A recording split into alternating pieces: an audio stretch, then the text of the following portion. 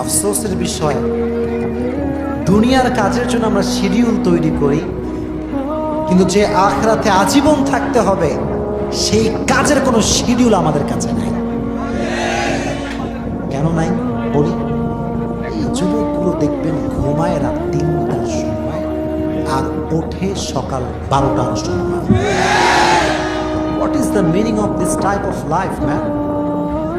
জীবনে কোনো মানে হতে পারে? মানে নেই। তো এখন দেখেন, নামাজের ক্ষেত্রে সমস্যা এইটাই।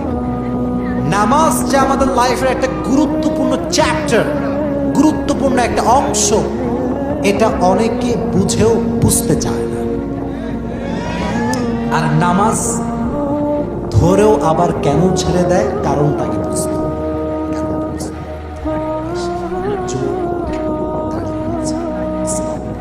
মাহফিলে বসে, কিন্তু যুবক একাই 3-4টা